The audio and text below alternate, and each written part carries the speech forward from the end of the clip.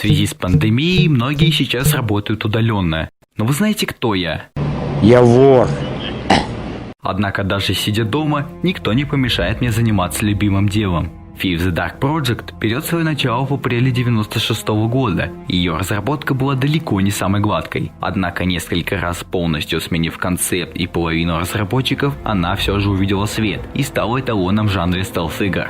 А Looking Glass Studios под издательством Eidos Interactive сразу после выпуска приступили к разработке продолжения. Но сегодня разговор пойдет о первой части Thief, и цель видео познакомить тебя с этой культовой игрой и серией в целом.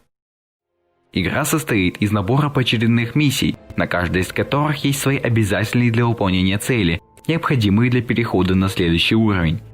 В начале каждой миссии нам показывают меткие цитаты, которые ты можешь поставить в статус ВКонтакте, а затем небольшую катсцену, объясняющую суть следующего задания. Начинается все на улицах какого-то города. Главный герой, сирота Гаррет, пытался заработать себе на жизнь, шарясь по чужим карманам. И как-то раз вечером он увидел в толпе человека, которого все будто не замечали. Решив, что у такого как он уж точно найдется чем поживиться в карманах, Гаррет подкрался к нему и протянул руку. Но дельце не задалось, и наш воришка попался. Однако вместо того, чтобы сдать Гаррета охране, мужик похвалил его за способности, сказав, что заметить хранителя непросто, особенно если он сам этого не хочет.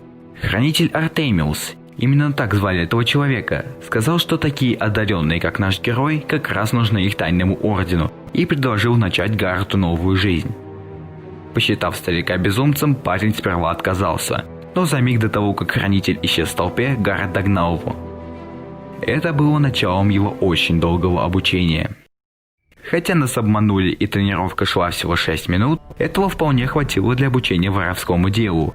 На этом моменте начинается геймплей, и нас запускают в обучающую миссию. В первой комнате нам рассказывают про освещение в игре. В середине экрана у нас есть индикатор скрытности, и чем он светлее, тем Гаррет заметнее для окружающих. И так как наш герой вор и стычки ему ни к чему, прятки в тенях будут одним из основных его занятий. Поэтому просто вырубаем монитор, чтобы индикатор был черным. Да. Во второй комнате нам рассказывают о важности звуков. Им, кстати, уделили особое внимание впервые в этой игре. Тут почти нет музыки, ибо слышать звук своих шагов или звук шагов приближающегося противника жизненно необходимо вору. Если вы будете слишком сильно шуметь, идя, например, по мрамору или металлу, то никакие тени вас не спасут от обнаружения врагом. Теперь мы наконец-то получаем доступ к оружию. Нас учат стрелять из лука и драться на мечах, а также дают по приколу побить какую-то пешку хранителей. Кстати, изначально игра делала ставку на фехтование, поэтому бои на мечах тут сделаны довольно-таки приятно. Немного занимаемся паркуром, и на этом наше обучение заканчивается. Однако Гаррет становиться хранителем не жаждал и нашел полученным навыком иное применение. Самый многообещающий послушник покинул орден, но без присмотра хранителей не остался.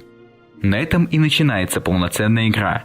Сегодня вечером Гаррет идет на простое дельце – влезть в охраняемый особняк и украсть дорогую безделушку – драгоценный скипетр. Сам хозяин, лорд Баффорд, уехал вместе с капитаном охраны из города, так что это идеальное время для небольшого визита. Но проходить через главные ворота как-то не по-воровски, так что заказчик Кэти подсказал нам другой, слабо охраняемый путь. Вместо детальной карты у нас всегда будет при себе примерный план места, куда надо проникнуть. Все карты нарисованы от руки самим Гарретом или его информаторами. Вы никогда точно не будете знать место своей цели. Его нужно найти самому, обыскивая каждый уголок, или узнать местоположение по оставленным повсюду письмам. И все это позволяет гораздо глубже погрузиться в игру. Ты действительно чувствуешь себя тем самым обычным вором, благодаря чему игра чувствуется как настоящий Immersive Sim. Я играю на экспертной сложности, и помимо того, что нужно найти и украсть скипетр, в список добавляются еще вторичные задачи, которые тоже необходимы для выполнения миссии. Также на эксперте Гаррет начинает осуждать убийство, подчеркивая, что он вор, и если вы кого-то убьете, то провалите миссию. Хотя те же мины, которые нужны только для убийства врагов, с уровня никуда не исчезают. В общем, на выражение «надо валить» вор-новичок скажет кого, а вор-эксперт куда. Снаряжение в игре не копится и будет обновляться с каждой миссией, а также дополняться тем, что вы купите на наворованные в прошлом деле деньги. Причем украсть их является тоже основной задачей уровня. Нас закидывает на локацию и все, мы вольно делать что хотим, только бы ее прошли. Эй, я завтра иду на медвежьи бои. Хочешь со мной? А что там может быть интересного? Да ну, это же здорово. Они там такие все в шипах и дерутся, дай боже. Последний раз, когда я там был, один другому как врезал. Ха-ха-ха. Не-не, меня от этого тошнит. Когда я был ребенком... Ага. Да как ты вообще попал на эту работу? Ой, я маленький мальчик, я боюсь крови. Заткнись, придурок! Крови хочешь? При достаточной сноровке игру вообще можно пройти в режиме фантома, не контактируя со стражниками и не оставляя следов. Около главного входа стоит аж 3 охранника, и пробиться с боем у нас точно не получится. В самом лучшем случае мы уложим только одного из них. Так что исхитряемся и, по совету Кати, попадаем в особняк через колодец, охраняемый всего одним пьяным стражником.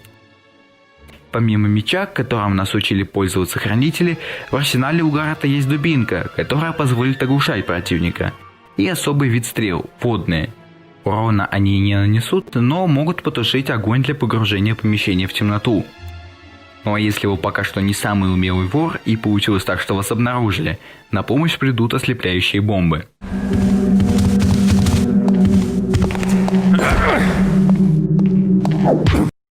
Без особых стараний оглушаем половину стражников в особняке и забираем скипетр. Необходимую сумму золота мы уже собрали, можно выбираться наружу и даже не обязательно скрываться. Но, как это обычно и бывает, все пошло по одному месту. После завершения миссии мы узнаем, что скупщик краденого Кати, который и заказал украсть скипетр, угодил в тюрьму к хамеритам, которые воров и их друзей не очень-то любят.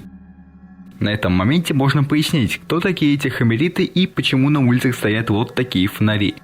Действие вообще всей серии происходит всего в одном, однако безумно громадном месте – городе. Он так и называется в оригинале – The City. И этот самый город представляет из себя просто невероятный сеттинг, сочетающий в себе и викторианскую эпоху, и стимпанк, и позднее средневековье, и, конечно же, без фантазийных элементов не обошлось. В этом городе постоянно действуют несколько фракций, взаимодействующих между собой. Молоты или же хамериты – это одна из таких фракций, представляющая из себя религиозный орден строителей, превозносящий технологии, а также кузнечное дело и металлургию. Хамериты помешаны на строителе, боге-архитекторе, взрастившего человеческую цивилизацию и позволившего использовать технологии. Но помимо этого они придерживаются благой цели – уничтожения нежити, которая также присутствует в этой игре. Помимо хамеритов есть и другие фракции, однако поговорим мы о них немного позже. Кати держит в комплексе шахт, примыкающим к затопленной каменоломне. Однако хамериты все еще работают в самых верхних штольнях и переделали часть комплекса под тюрьму для тех, кто нарушает их догмы. Не то чтобы Гаррету сильно хотелось возиться с этим делом, но Кати надежный скупщик, и его никак не устраивает, что он будет отсиживаться у хамеритов. Тем более он все еще должен заплатить за работу в особняке Баффорда. Помимо спасения Кати, нам заодно нужно выполнить пару мелких делишек. Спасти Басса-медвежатника и вернуть нашу счастливую руку славы, Уисита-попрошайки. И, зная его повадки, руку он при личном досмотре не отдал, а припрятал таким образом, о котором не хотелось бы думать. Пробираемся в заброшенные молотами шахты и понимаем, почему они сюда не особо хотят лезть. Дело в том, что тут завелась нежить. И не то чтобы они дофига опасные, хотя их обычными стрелами и мечом не убьешь. Сами зомбаки довольно медленные, и от них легко можно убежать. Однако это не мешает делать каждую встречу с ними криповой. Не, ну вот только послушайте это.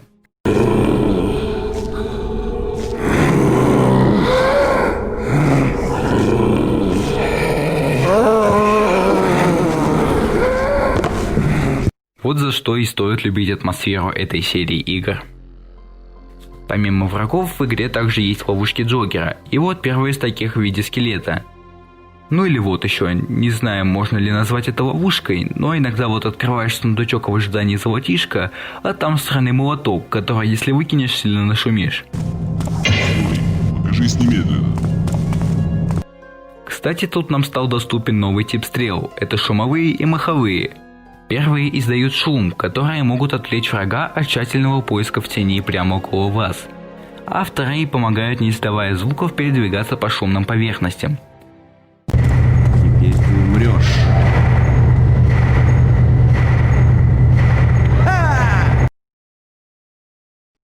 С головой пиздец. Увозим его, мужики. Проникаем на первый пост охраны и от долбанов молотов узнаем, что Катя держит в 4-м блоке. Неплохо, и совет покупать не пришлось. Кстати, тут довольно много информации можно подслушать у разных работяг на уровне, пока они находятся в спокойном состоянии и не знают о нахождении в тени нашего вора. В специальной книге находим нужных нам товарищей и так и не понимаем, как работают у молотов рычаги. Счет идет так или может быть даже так. Находим камеру Басса, а он наелся и спит. Оставляем его пока тут и идем к Кате. Но как оказалось, он умирает и уже на последней стадии. Его легкие совсем сгнили от сырости.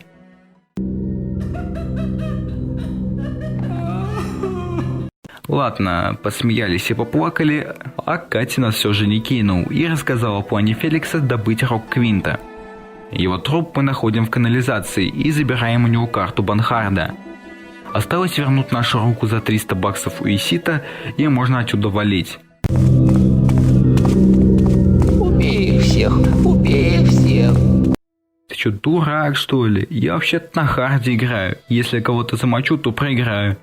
Не, ну надо такое ляпнуть, а? Хватаем Бассу и уходим через какой-то сток воды. Не знаю, можно ли людям без сознания нырять, но миссию мы успешно заканчиваем. После этой катавасии с тюрьмой, хоть Гаррет и злился на Кате, но недолго. Нельзя же его все-таки винить в том, что сделали с ним молоты. Так что теперь он решил отправиться за Рогом, про который говорил Феликс. Хотя особо выбирать не приходится, за жилье платить-то чем-то нужно. А домовладелец Гаррета будет пожестче химеритов. Феликс уже немного разузнал о местоположении Рога. Он хранится в гробнице какой-то знати семейства Квинтов. Кроме того, в его заметках упоминалось о нежити. И теперь такому еретику, как Гаррет, неплохо будет узнать, где добыть немного святой воды. Игра про вора превращается в игру про расхитителя гробниц. Ну что ж, придется немного поиграть в Индиану Джонса. В арсенале у Гаррета появляется новый воровской инструмент – стрелы с веревкой, которые могут цепляться к любым деревянным поверхностям.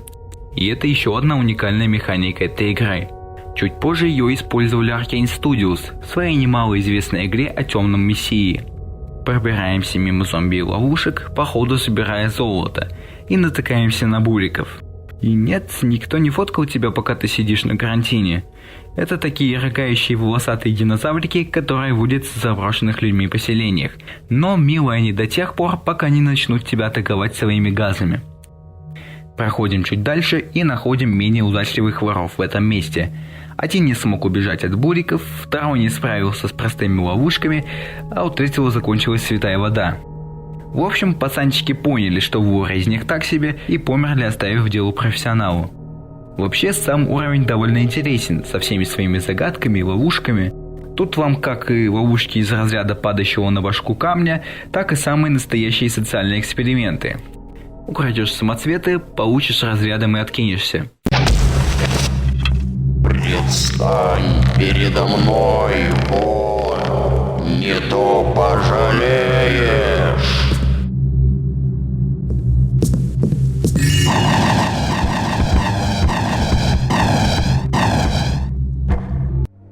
Еще довольно интересным моментом здесь была ловушка со статуями, которым нельзя попадаться под взор, иначе моментально умрешь.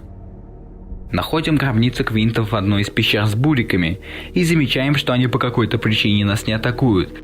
Однако, забрав Рог Квинта, мы понимаем, что эта музыка, издаваемая Рогом, приводила буриков в умиротворение. И теперь они хотят нас зарыгать, поэтому мы быстро возвращаемся в Банхард через тоннель и с помощью секретного хода выбираемся наружу, заканчивая миссию. От выручки с продажи Рога у Гаррета осталось немного денег, и он решил их вложить в кое-какие инструменты. Надежный бизнес-план, кстати, всем рекомендую. Он решил обратиться к Фаркусу, торговцу, рискующему иметь с ним дело. Хотя Фаркус сильно завышает цены, делать нечего. Не прогибаться же нам под местной мафией и делиться с ней честно украденной прибылью. Ожидаемой Гарретом угрозы гильдии воров за одиночную работу дойти не успели. Кто-то решил без лишних слов избавиться от сильного конкурента. Однако предназначаемая для нас стрела угодила в торговца, а нам теперь нужно расследовать это дело и проучить обидчика. Проследив за головорезами по улицам города, узнаем, что за этим стоит Рамирес, местный криминальный авторитет, оскорбленный отказом Гаррета на него работать. Теперь у нас в распоряжении есть новая игрушка, и мистеру Рамирезу лучше бы припрятать свои драгоценности. Механика взлома тут не самая интересная, но суть больше в том, чтобы подождать, пока Гаррет взломает очередную дверь под шум приближающихся шагов. Вот послал их на специальное задание. Он хочет хлопнуть одного парня. Его зовут Гаррет. Я слышал об этом Гаррете. Черт его поймет, да и как его найти? А его не надо искать, он сам придет. А вот что делают люди, когда у них много лишних денег. Мы вот с Гретой против того, чтобы буриков для развлечения в подвалах держали. Расправляемся с мистером Рамиресом и его кошельком, чтобы было неповадно переходить нам дорогу. Но злоупотреблять гостеприимством не будем, хватаем все драгоценности и уходим назад в свой квартал, через толпу встревоженных стражников. Собравшись нанести визит лорду Рендалу и его коллекции ваз, Гаррета опередили воры из подветренной гильдии, и говорят, что они все еще не поделили добычу. Так что он решил окончательно избавиться от конкурентов, которые мешают ему жить по кайфу, и отправился в гильдию воров.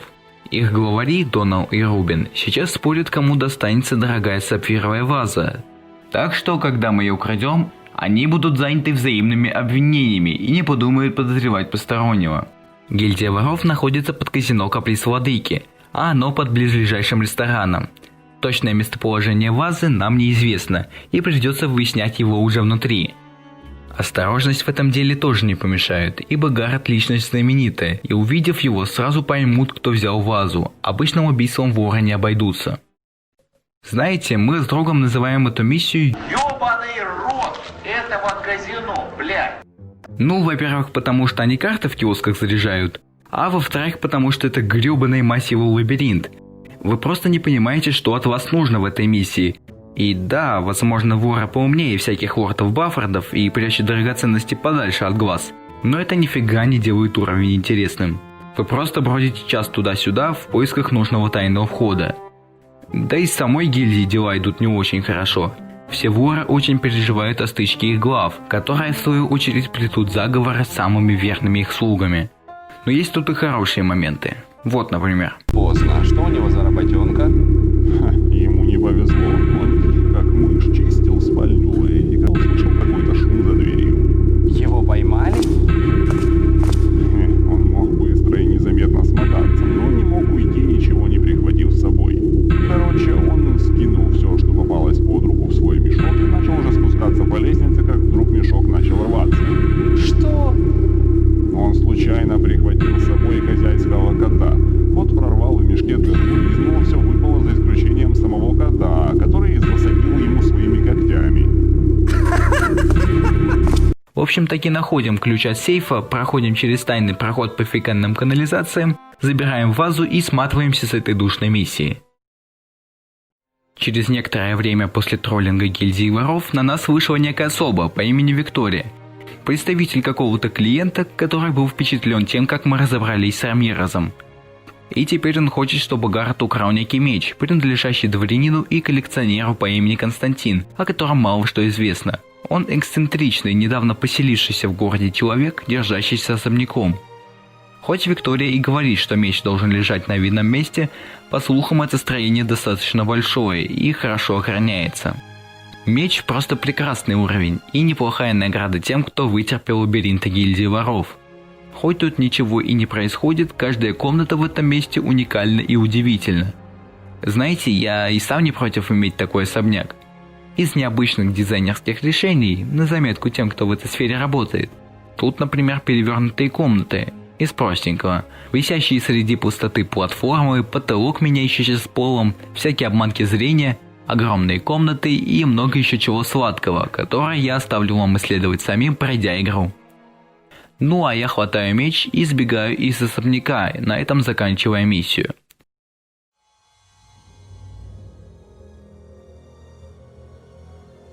После этого непростого дельца к нам заглядывает Виктория и просит пройти с ней. Оказалось, что один мужик долго наблюдал за всеми действиями Гаррета, а зовут его Константин. Вот это поворот! Но убивать за проникновение и кражу ценных вещей он нас не собирается. Костик сам нас нанял для кражи собственного меча, чтобы проверить, насколько мы хороши в своем деле. Константин коллекционер, а как вы знаете, не все вещи можно достать деньгами. И теперь, когда он убедился в нашей компетенции, предлагает заманчивое дело. Наша цель – драгоценный камень, называющийся глазом за его необычный вид. Обещают нам за него аж 100 тысяч золотых, так что повода отказываться нет. Часть города, куда мы направляемся, заброшена хамеритами много лет назад, после какой-то катастрофы. По слухам, это были орды зомби и бушующие пожары. Глаз же находится в запечатанном соборе. Мы должны пробраться через руины к нему и найти способ попасть внутрь. Пробираемся через орды врагов и находим собор. Но, как и положено, все не так просто. Двери собора запечатаны, чтобы защитить нас от того, что за ними. От самого глаза, который внезапно начинает говорить, мы узнаем тайное убежище тех самых хранителей, одним из которых готовился стать Гаррет. Думаю, на этом моменте уже можно рассказать, что хранители – это очередной орден, только уже тайный, цель которого – соблюдение равновесия сил в городе. Однако делают они это из тени, лишь наблюдая. А воровские навыки им нужны для скрытного перемещения и сбора ценных знаний. Добравшись до убежища хранителей, узнаем, что те запечатали собор с помощью 4 талисманов стихий и спрятали их в 4 разных места по всему городу. Благо, карту нам для поиска любезно оставили. Искать мы их будем на протяжении следующих 4 миссий. Но на этом первая часть видео про нашего Таффера заканчивается. Мы с командой только начинаем осваивать YouTube и будем рады, если вы поможете нам в продвижении ролика лайком и комментарием. Не забудьте тыкнуть в колокольчик и поделиться роликом в социальных сетях. Мы постараемся выпустить продолжение, в котором расставим все точки над твердым знаком как можно скорее. А в будущем расскажем и про последующие части серии FIF. До скорой встречи, воришки!